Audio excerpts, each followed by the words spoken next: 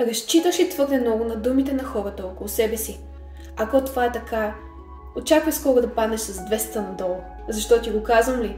Защото ако нямаш нещо по-висше поставено в живота ти, вероятността да паднеш и да се пребиеш е много по-голяма, защото ти разчиташ на думите, ти си станал зависим от думите на хората около теб, ти си станал зависим от това те да те издигат, те да те вдъхновяват и така не работиш върху себе си. Стигаш до един момент, в който ти не знаеш кой си, стигаш до един момент, в който се чувстваш постоянно разтревожен, чувстваш като че никой не те разбира, чувстваш се като че няма на кой да споделиш. Не си сам, не си бил в тази дупка само ти. Не си мисли, не ограничава ума си до това, че само аз страдам. Не, има хиляди хора по света, в твоята позиция, които изпитват абсолютно същото нещо. И аз знам, защото съм била там. Така както ти си бил, така и аз съм била в това състояние. Не е приятно, чувстваш като че няма изход. Но знаете ли кое е по-важното нещо? И кое е нещото, което аз стигнах като откровение? Ти не си чувствата си. Ти не си това, което емоциите ти казват, че си. Това е едно моментно състояние. И връщайки се назад към този момент, ти си спомняш този момент с усмивка, с радост и си казваш: аз оцелях. Въпреки всичко, преминах този момент и въпреки всичко аз съзнавам сега колко малък е бил всъщност той. Затова не бъди зависим от думите на хората. Не бъди зависим от това те да те издигнат, защото хората може да бъде много разочароващи. Не казвам нямай среда, нямай хора до себе си. Ние сме социални същества и е необходимо да общуваме един с друг. Не трябва да се изолираме. Това не е правилно. Но казвам, преди всичко разчитай на себе си, преди всичко разбери кой си ти, преди всичко имай самочувствието, че се познаваш. Не дей да зависиш от хората и ако някой ти каже не си красив или си служи си нещо допълнително, което да те промени, защото така не си достатъчен. Не го приемай за чиста монета. Задай си въпроса защо. Започни да задаваш въпроси защо. Това аз ли съм? Това от мен? Това наистина ли е така? Познавам ли се достатъчно, за да имам самочувствието и да си кажа не, аз съм достатъчна. Имах още много какво да подобрявам в себе си. Няма перфектни хора, но вършим всичко в отличие. Вършим всичко с градация. С това да вървим напред и винаги да се променяме. Но ние не сме перфектни хора. Живеем в свят на изкуствени животи. Влизаш в Инстаграм, влизаш в социалните мрежи и виждаш перфектните животи на хора. Знаете ли какво? Те също преминават през трудности.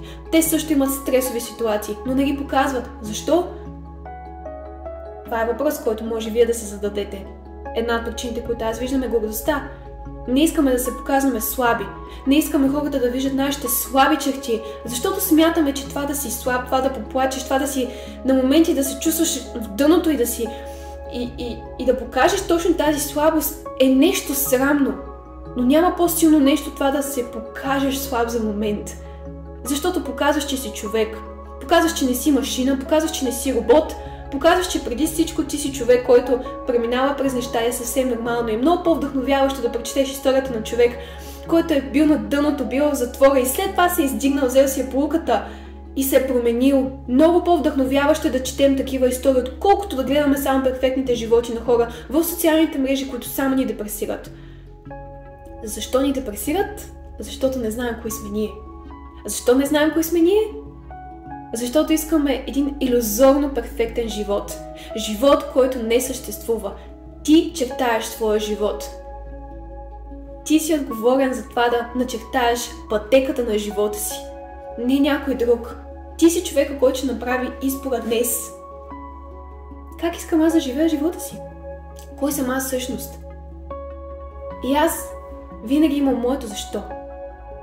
Толкова много пъти ми се случва хора да ме предават, хора да ме нараняват. Почвам един проект. Човека просто си тръгва. Е така от нищото. Говорили сме за големи планове. Говорили сме за велики неща, които искаме да направим. И в някакъв момент този човек си тръгва. И какво сега? Аз заседна да почна да плача, да ридая и да се откажа от всичките планове и живота си? Не, разбира се. Не казвам, че ми беше приятно. Преминах през ситуацията. Беше сезон в живота ми, който ме научи на толкова повече.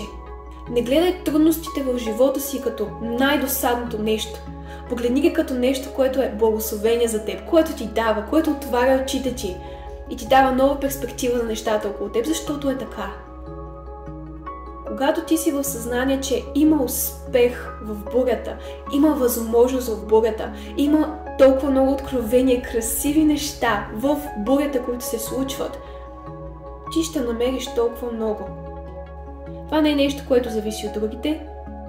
Другите няма да ти кажат: давай, продължавай, това е само момент.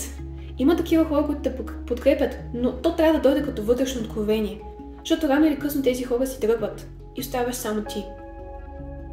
Имам чувство, че в днешно време толкова много хора се страхуват от това да останат сами с мислите си. Защо ли? Защото оставайки сам със своите мисли, ти осъзнаваш колко много неща, каква липса има, колко непълен си всъщност.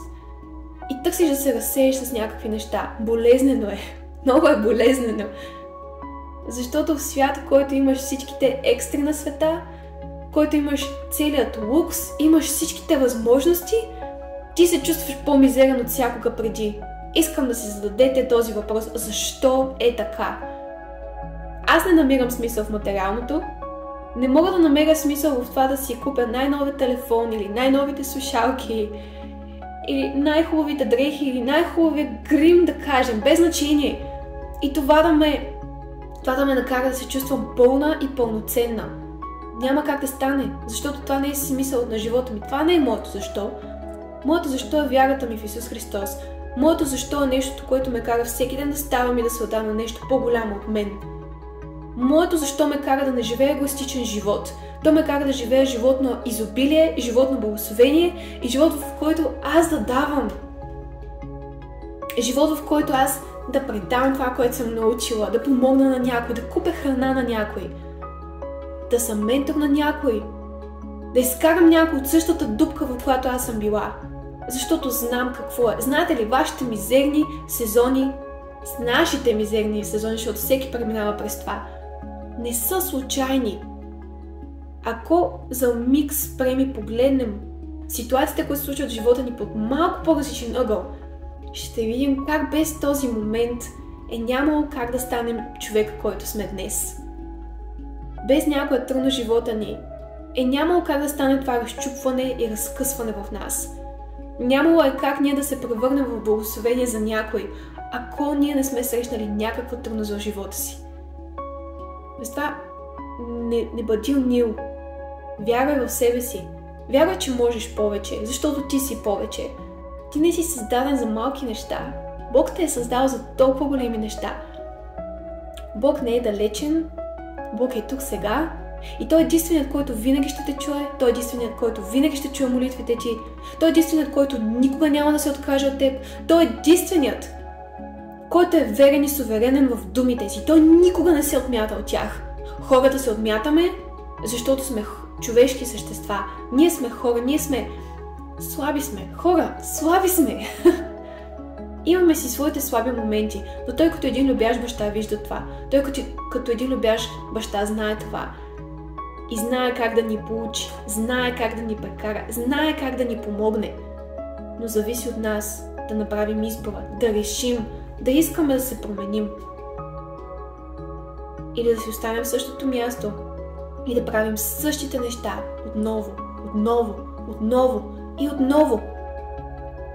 А има изход, има светлина в тунела, има изход. Не разчитай на думите на хората около теб. Преди всичко разчитай на себе си. Разчитай на това, което Бог казва за теб, защото то е суверенно, то е вярно. Оприличи себе си като нещо повече от това, което е в главата ти, това, което е в мислите ти. Оприличи себе си с малко по-висок стандарт. Няма лошо да имаш висок стандарт. Лошо е да се оприличиш с този стандарт, да го идолизираш и да го следваш. Лошо е той да стане на първо място в живота ти и да станеш зависим от него, както си станал зависим от думите на хората около теб. Кой си ти се крие в твоят Създател? Кой си ти е въпросът, на който трябва да си отговориш.